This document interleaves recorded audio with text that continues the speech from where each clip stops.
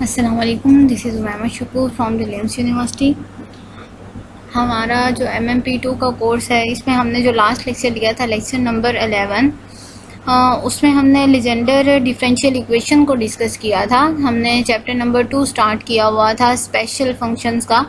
तो आज जो हमारा लेक्चर है, लेक्चर नंबर 12 है, फिज़िक्स 6 सेमेस्टर और MSc फ़िज़िक्स के लिए।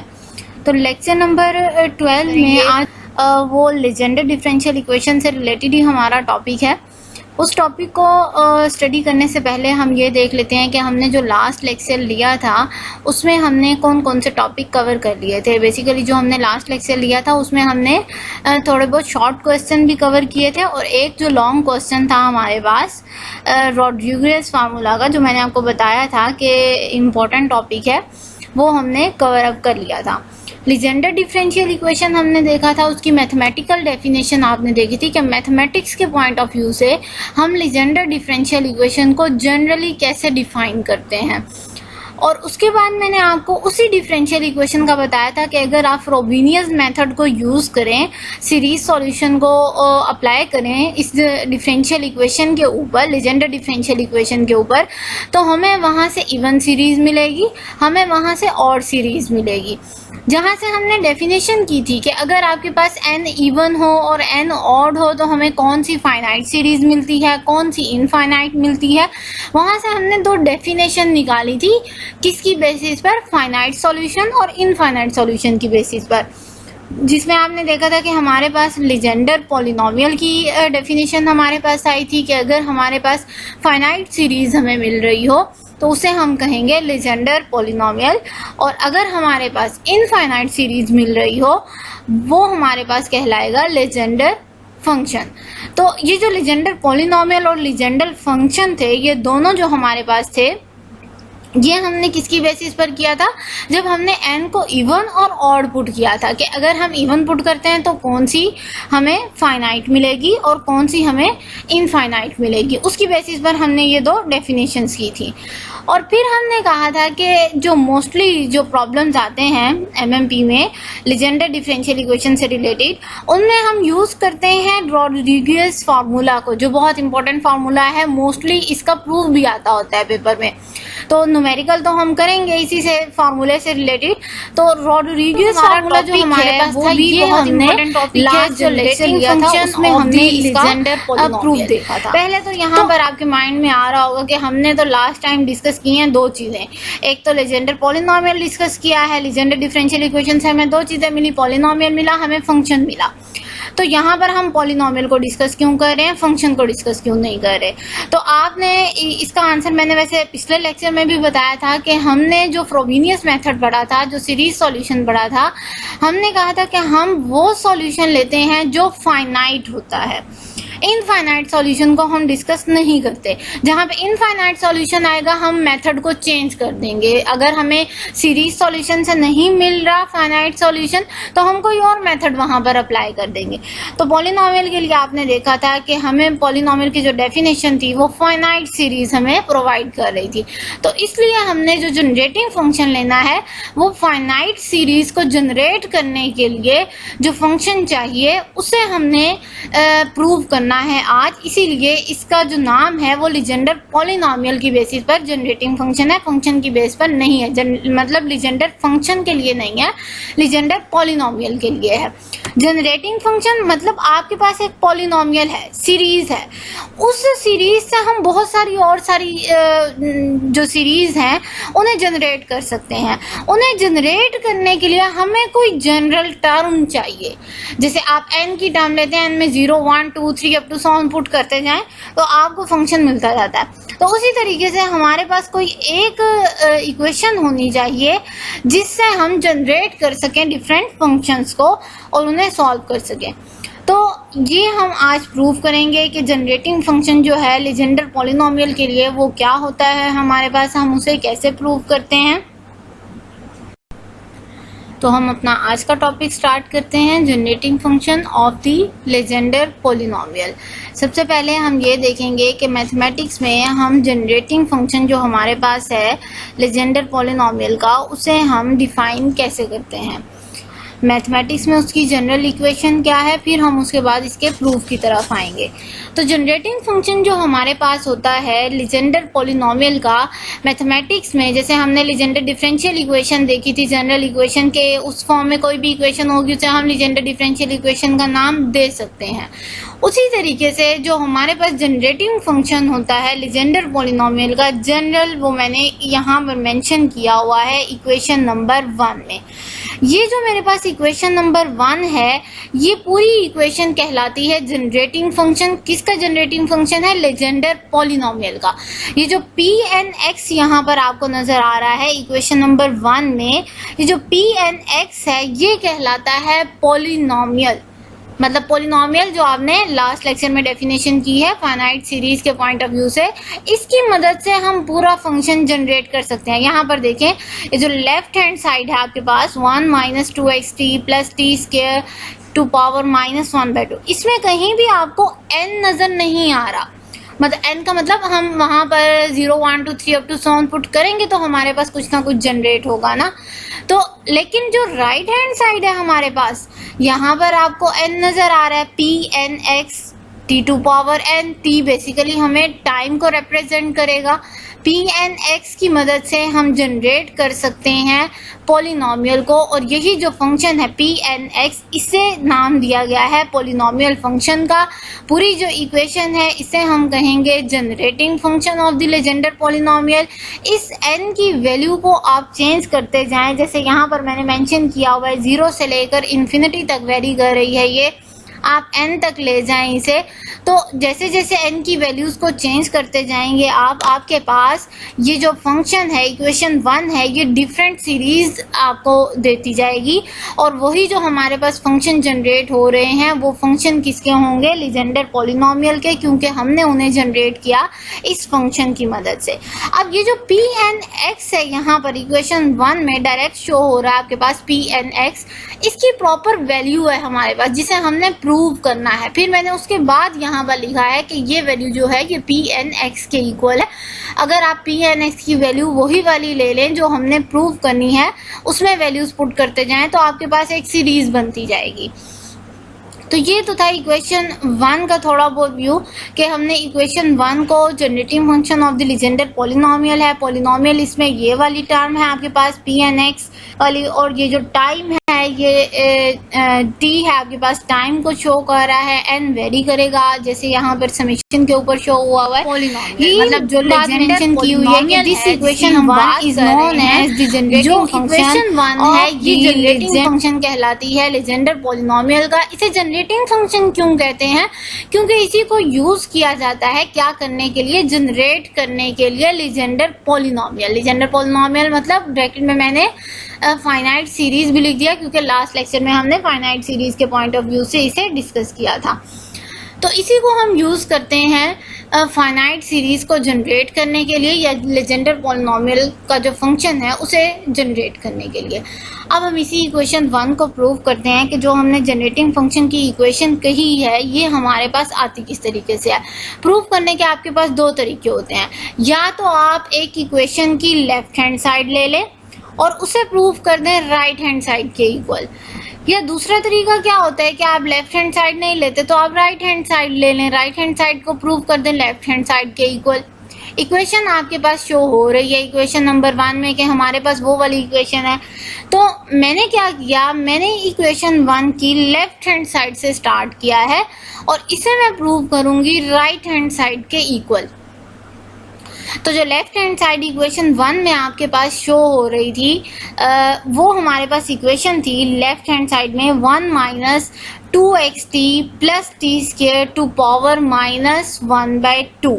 यहाँ साइन का ख्याल करना है आपने कि 1 माइनस 2xt है प्लस टी स्क्वायर है, यहाँ पर हमारे पास ये इक्वेशन 2 का नाम दिया हुआ है मैंने इसे। इसी इक्वेशन 2 को मैं इस फॉर्म में भी लिख सकती हूँ कि 1 मेरे पास बाहर आ गया, माइनस का साइन बाहर आ गया। जब माइनस का साइन आपके पास बाहर आ जाएगा तो डेफिनेटली ये जो प्लस का साइन है टी स्क्वायर के साथ ये चेंज हो जाएगा, मतलब माइनस बाहर, ब्रैकेट में मैंने लिख दिया 2xt माइनस टी स्क्वायर। मतलब जब आप माइनस को खोलेंगे तो आपके पास वापस यही इक्वेशन आ जाएगी, इक्वेशन नंबर 2।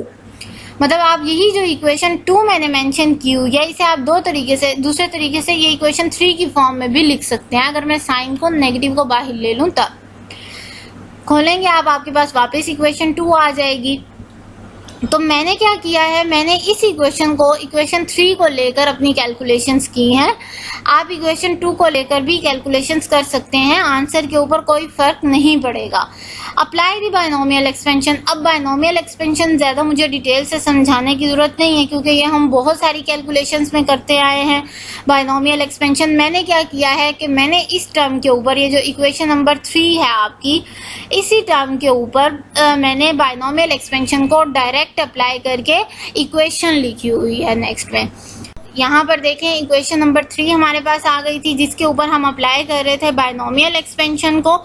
जब मैंने इसी इक्वेशन 3 के ऊपर बायनोमियल एक्सपेंशन को अप्लाई किया तो मेरे पास ये वाली इक्वेशन आ गई। इक्वेशन नंबर 4 का मैंने नाम दिया हुआ है इसे। 1 प्लस हाफ ये पावर वाला है आपके पास, जो यहाँ पर था आपके पास माइनस हाफ वाला, माइनस माइनस प्लस हो जाएगा आपके पास, क्योंकि यहाँ पर बाहर माइनस है। Half 2xt minus t square, क्योंकि हम माइनस वाले को यूज कर रहे हैं, अगर प्लस वाला होता तो आप प्लस का साइन यूज करते। Minus t square first term है, इसकी पावर 1 है, 1 मैंने मेंशन नहीं किया हुआ इधर। फिर आपके पास क्या आएगा कि माइनस हाफ, जो आपकी पावर थी n वाली, मतलब इसको आप एज एन n कंसीडर कर लें, तो ये n माइनस 1 आ जाएगा आपके पास। Minus half minus 1 divided by 2 factorial. इसमें यहाँ पर 1 का फैक्टोरियल है, 1 फैक्टोरियल मतलब 1 आएगा आपके पास, तो इसलिए मैंने यहाँ पर इस टर्म में नहीं लिखा हुआ। और ये हमारे पास आ गया 2 का फैक्टोरियल। और हमारे पास जो रह जाएगा, जो टर्म रह जाएगी, वो ये वाली 2xt माइनस टी स्क्वायर की पावर 1 थी। हम मूव कर रहे हैं फॉरवर्ड, तो ये पावर ज़्यादा होती जाएगी, 2 में कन्वर्ट हो गई ये पावर। और इसी तरीके से प्लस अप टू सॉन, मतलब आप यहाँ पर क्या लिखेंगे, अगर मैं थर्ड टर्म आपको कहूँ लिखने के लिए, तो आप लिखेंगे -1/2 -1/2 -1 फिर 2xt माइनस टी स्क्वायर की पावर 3 हो जाएगी, क्यूब हो जाएगी, और अप टू सॉन ये इसी तरीके से n नंबर तक चलता जाएगा। मतलब बायनोमियल एक्सपेंशन आप उसके ऊपर अप्लाई करते जाएंगे n नंबर तक। तो इसलिए मैंने जस्ट 2-3 टर्म्स लिख के अप टू सॉन लगाकर n नंबर तक इसको कर दिया है, कि आपको पता चल जाए कि हम इसको ऐसे ही चलाएंगे। मतलब हमारे पास इवन नंबर भी आएंगे, ऑड नंबर भी आएंगे। इक्वेशन नंबर 4 आ गई हमारे पास। कैसे आई? जब हमने बायनोमियल एक्सपेंशन को अप्लाई किया इक्वेशन 3 के ऊपर। इसी इक्वेशन को जो हमारे पास आई है इक्वेशन नंबर 4, इसी को सॉल्व करते हैं हम ज़रा डिटेल से। इसे सॉल्व करते हुए हमारे पास आ जाएगा 1 प्लस हाफ, अंदर मल्टीप्लाई हो रहा है, अभी मैंने हाफ को एज इट इज़ लिख दिया, नेक्स्ट में इसे मल्टीप्लाई करके सिंप्लीफाई करके लिख देंगे। इसी इक्वेशन को सबसे पहले सॉल्व करते हैं। जो टर्म है हमारे पास थर्ड वाली, इस वाली टर्म को हम सॉल्व करते हैं पहले, कि -1/2 आ जाएगा आपके पास। -1/2 -1 क्या वैल्यू देगा आपको? -3/2 की वैल्यू देगा, divided by 2 factorial as it is आ गया आपके पास। और ये वाला जो फैक्टर है 2xt minus t square to power square, ये भी एज इट इज आ गया। और ये मैंने छोटा सा एरो लगाया हुआ है कि जो नीचे वाला फैक्टर है ये आपके पास एज इट इज आ रहा है इक्वेशन नंबर 5 में। इसे मैंने सॉल्व नहीं किया अभी, क्योंकि ये n नंबर तक जा रहा है। तो अगर मैं पहले ही 2-3 टर्म्स को सॉल्व कर लेती हूँ तो आंसर मुझे मिल जाएगा इजीली। तो मैं क्या करूँगी, मैं फर्स्ट, सेकंड और थर्ड टर्म को सॉल्व कर लेती हूँ। ये जो टर्म है n वाली, इसको मैं एज इट इज। तो यहाँ पर हमारे पास क्या आ गया, इक्वेशन नंबर 5 आ गई थी हमारे पास। इक्वेशन नंबर 5 को ही हम सिंप्लीफाई करते हैं। सिंप्लीफाई करके यहाँ पर आपके पास आ गया था -1/2 और -3/2। तो माइनस माइनस तो हो जाएगा प्लस, ये प्लस का साइन आ गया आपके पास। 1 आ गया, 2 फैक्टोरियल आपके पास ऑलरेडी था, 3 आ जाएगा, 3/2 था आपके पास, तो ये मैंने इस तरह से लिख दिया 3/2। ये आपके पास फैक्टर एज इट इज आ गया 2xt minus t square to power square plus. और ये वाला जो फैक्टर है, अब आप यहाँ से ये वाली जो फैक्टर है ना, फोर्थ टर्म जो है मेरे पास, ये मैंने कैसे लिखी है इसको ज़रा समझना है आपने। यहाँ पर देखें कि आपके पास था 1 सेकेंड टर्म में, और जब आपने थर्ड टर्म ली तो आपके पास क्या आ रहा है 1 और 3। इसका मतलब ऊपर नॉमिनेटर में आपके पास क्या वैल्यूज आ रही हैं, ऑड वैल्यूज आ रही हैं। तो मैं फोर्थ वाली टर्म में लिख सकती हूँ कि 1, 3 और इसके बाद 5 ही आएगा डेफिनेटली, क्योंकि यहाँ से आपको पता चल रहा है कि ऑड टर्म्स आ रही हैं, आपके पास ऑड नंबर्स आ रहे हैं। अच्छा, उसके बाद हमारे पास क्या था कि 2 का फैक्टोरियल था और उसके बाद मेरे पास आया 2, मतलब इवन नंबर मेरे पास जनरेट हुआ। तो मैं यहाँ से लिख सकती हूँ कि मेरे पास डिनोमिनेटर में इवन नंबर जनरेट हो रहे हैं। 2 आएगा मेरे पास, 2 के बाद 4 आ जाएगा, मतलब ये 2 का फैक्टोरियल आपको 2 ही देगा। 2 को जब मल्टीप्लाई करेंगे 2 के साथ आपको नेक्स्ट नंबर मिलेगा 4, मतलब इवन नंबर आ गया आपके पास। इसी तरीके से जब आप इसे और कंटिन्यू करते जाएंगे, आगे सॉल्व करते जाएंगे, तो आपको मिलेगा 6, 8 और इसी तरीके से डिनोमिनेटर में आपको इवन मिलते जाएंगे। अब ये मैंने 2n-1 कैसे लिखा है? 2n-1 n की जगह मैंने आपको समेशन के ऊपर लिमिट पुट की कि 0 से इन्फिनिटी तक वेरी कर रहा है। आप यहाँ पर n को आप पुट कर दें 0, आपकी वैल्यू आ जाएगी -1। n को पुट कर दें आप 1, आपका क्या आ जाएगा 2 - 1 1। n को पुट कर दें 2, आपका आ जाएगा 3। मतलब यहाँ से ये जो फॉर्मूला है ये भी आपका क्या कर रहा है, ऑड नंबर को जनरेट कर रहा है, जो इस वाली 135 पर वैलिड आ रहा है, मतलब फुलफिल कर रहा है इन वैल्यूज को। तो इसलिए मैंने इसको लिख दिया कि अप टू 100 ऑन, बजाय इसके मैं 1 3 5 7 पूरे नंबर लिखूं, तो मैंने फार्मूला लिख दिया कि इस फार्मूले के अकॉर्डिंग जितने नंबर आप जनरेट कर सकते हैं ऑड, वो आप कर लें। दूसरा हमारे पास क्या आएगा कि डिनोमिनेटर में 2 4 था, अप टू 100 ऑन कहाँ तक जा रहा है, बजाय इसके कि मैं n नंबर लिखूं, n मेरे पास इवन भी हो सकते हैं, ऑड भी हो सकते हैं, तो मैंने 2n लिख दिया। 2n का मतलब आप 0 पुट करें 0 मिलेगा, 1 पुट करें 2 मिलेगा, 2 पुट करें 4 मिलेगा। मतलब ये वाला जो फॉर्मूला है 2n, ये भी इन इवन नंबर के जो जनरेट हो रहे हैं इन्हें फुलफिल कर रहा है, इसलिए मैंने इसको लिख दिया अप टू 100 2n तक जा रहा है ये हमारे पास। और ये वाला जो फैक्टर है ये हमारे पास एज इट इज आ जाएगा 2xt - t स्क्वायर। यहाँ पर आपके पास ये स्क्वायर था हमारे पास, यहाँ पर आपके पास n आ जाएगा। ये मिस्टेक हो गई है कि मैंने स्क्वायर लिखा हुआ है, तो यहाँ पर आपका n आ जाएगा कि n नंबर तक ये हमारे पास आ गया है। यही जो इक्वेशन 6 है इसी को मैं लिख सकती हूँ कि हमारे पास 1 3 5 2n - 1 तक तो आ गया था। 2n - 1 के बाद अगला नंबर क्या आएगा, कम हो रहा है ना ये 2n - 1, तो इसके बाद हमारे पास आ जाएगा 2n वाला नंबर, ये वाला जो मैंने यहाँ पर लिखा हुआ है। और ये वाली जो इक्वेशन है आपके पास 2xt - t square to power n आपके पास एज इट इज आ जाएगी। यहाँ इक्वेशन 6 में आपने इस 2 की जगह भी n कर लेना है। ये थोड़ी सी मिस्टेक हो गई है, तो आपने स्क्वायर नहीं लिखना, n लिखना है यहाँ पर। और डिवीजन में क्या आ जाएगा कि हमारे पास 2 4 था, तो इसको मैं लिख देती हूँ, ये भी 2 टू पावर n है, ये भी 2 टू पावर n है, n का फैक्टोरियल और अगेन n का फैक्टोरियल हमारे पास आ जाएगा। या आप इसे लिख सकते हैं, इसी इक्वेशन को जो इक्वेशन 7 है, इसी इक्वेशन को हम लिख सकते हैं कि ये जो फैक्टर था हमारा 1 3 5 वाला, ये एंड तक गया है 2n तक, तो मैंने इसको 2n लिख दिया। और ये जो डिनोमिनेटर था 2n ये आ जाएगा आपके पास 2 टू पावर 2n, और n फैक्टोरियल का स्क्वायर आ जाएगा आपके पास। ये वाला फैक्टर एज इट इज आ जाएगा और समेशन पर लिमिट पुट कर दें कि 0 से इन्फिनिटी तक वेरी कर रहा है।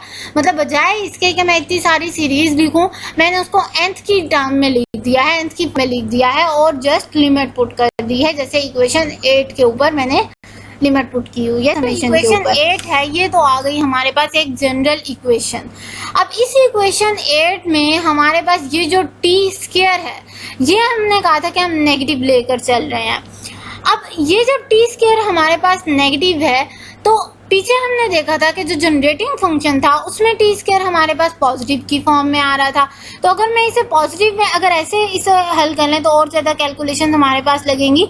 तो इसके लिए मैंने क्या किया है कि मैंने डायरेक्ट इसी इक्वेशन 8 को मल्टीप्लाई कर दिया है -1 टू पावर k के साथ। k सेम वैसे ही है जैसे हमारे पास n का फैक्टर है, जस्ट डिफरेंस शो करने के लिए कि मैंने दोबारा इसे मल्टीप्लाई किया है, मैंने यहाँ पर k लिख दिया। k की लिमिट भी आप अलग से पुट कर सकते हैं, जैसे ये मैंने 0 से इन्फिनिटी n की हुई है, इसी तरीके से आप k की भी कर सकते हैं। तो -1 टू पावर k अगर इस पूरी टर्म के साथ मल्टीप्लाई हो जाएगा तो ये t स्क्वायर ऑटोमेटिकली क्या हो जाएगा, पॉजिटिव में कन्वर्ट हो जाएगा। तो इसलिए मैंने इसे कि t हमारे पास पॉजिटिव भी आ सकता है, t हमारे पास नेगेटिव साइन के साथ भी आ सकता है, तो यहाँ पर मैंने -1 टू पावर k से मल्टीप्लाई कर दिया। अब ये वाला जो फैक्टर है मेरे पास, इसमें हमारे पास जो है t जो है ये कॉमन है, 1 टाइम t कॉमन है, तो मैंने क्या किया कि इसे सेपरेट कर दिया, 2x minus t to power n आ जाएगा आपके पास, और t टू पावर n अलग आ गया आपके पास। मतलब मैंने एक जो t था उसे बाहर ले लिया है, तो 2x बच गया अंदर, और यहाँ पर आपके पास आ जाएगा जस्ट t इक्वेशन नंबर 9 में। तो हमें मिल जाएगी इक्वेशन नंबर 10 जो मैंने यहाँ पर मेंशन की हुई है। अब इस इक्वेशन नंबर 10 में यहाँ से लेकर यहाँ तक, मतलब समेशन से लेकर ये इस फैक्टर तक t टू पावर n से पहले तक जो ब्रैकेट में है हमारे पास 2x minus t to power n, ये पूरी एक पॉलिनोमियल बन रही है। मतलब इसके साथ n है, इसके साथ n है, इसके साथ n है, तो यहाँ पर जो पूरी पॉलिनोमियल है, अगर हम प्रूव करें पॉलिनोमियल का अलग से कि हमारे पास फाइनाइट सीरीज हमें कौन सा है, तो ये जो पॉलिनोमियल होगी ये हमें इसके इक्वल, मतलब जो पीछे टर्म मैंने अभी आपको बताई है उसमें ये वाली जो टर्म है पूरी, ये पॉलिनोमियल कहलाती है Pnx, जो हमने स्टार्ट में लिया था कि हमारे पास ये जो Pnx है ये लीजेंडर पॉलिनोमियल है, ये जनरेट करेगा फंक्शन को। तो यहाँ पर ये जो पूरा फैक्टर है हमारे पास ये वाला, ये इक्वल होता है Pnx के। अगर हम इसको अलग से पॉलिनोमियल को प्रूव करें, जैसे मैंने आपको लास्ट लेक्चर में बताया था कि फाइनाइट सीरीज जो हमारे पास होती है उसे हम क्या कर सकते हैं, फ्रोबेनियस से प्रूव कर सकते हैं। तो अगर आप फ्रोबेनियस से प्रूव करें तो आपके पास ये वाला आंसर आएगा जो हमने यहाँ पर निकाला है। तो ये Pnx के इक्वल आ गया। अगर ये Pnx के इक्वल है तो इसको वापस इक्वेशन नंबर 10 में पुट कर दें जो आपकी पिछली इक्वेशन थी। जैसे ही आप इक्वेशन 10 में पुट करेंगे तो आपके पास राइट हैंड साइड आ जाएगी जो हमने प्रूव करनी थी कि 1 minus 2xt plus t square to power minus 1/2 इस फैक्टर के इक्वल है। ये आपका आ जाएगा Pnx के इक्वल, और बाहर आपने देखा था t टू पावर n है, तो t टू पावर n हमारे पास एज इट इज आ जाएगा। तो ये हमने राइट हैंड साइड के इक्वल प्रूव कर लिया। किसको? अपना जो हमारा जनरेटिंग फंक्शन था जिसे हम प्रूव करने की कोशिश कर रहे थे, हमने लेफ्ट हैंड साइड ली, उसकी लेफ्ट हैंड साइड को हमने प्रूव कर लिया राइट हैंड साइड के इक्वल। और यहाँ से अगर हम इजीली हमें कहा जाए कि जनरेट करें फंक्शन को, तो हम n की वैल्यू को चेंज करके इजीली जनरेट कर सकते हैं फंक्शन को। तो ये हमने आज जो टॉपिक था हमारा लीजेंडर डिफरेंशियल इक्वेशन से रिलेटेड, कि हमने उसका जो जनरेटिंग फंक्शन है वो क्या होता है, हमने उसे कैसे प्रूव करना है, वो हमने आज प्रूव किया। पेपर पॉइंट ऑफ व्यू से इम्पोर्टेंट टॉपिक है ये। नेक्स्ट के जो लेक्चर होगा हमारा इंशाल्लाह, उसमें हम डिस्कस करेंगे एप्लीकेशन ऑफ जनरेटिंग फंक्शन। बहुत सिंपल एप्लीकेशन है, हम पॉइंट चार्ज को लेंगे, डायपोल को लेंगे, उन्हें डिस्कस करते हुए हम हमारे पास जो हमने आज डिस्कस किया है जनरेटिंग फंक्शन, इसी की एप्लीकेशंस को डिस्कस करेंगे। तो आज के लेक्चर में कोई भी ऐसा पॉइंट हो जो आपको समझ ना आया हो तो काइंडली लाजमी डिस्कस कीजिएगा। नेक्स्ट लेक्चर तक के लिए थैंक यू सो मच। अपना बहुत ख्याल रखिएगा। अल्लाह हाफिज़।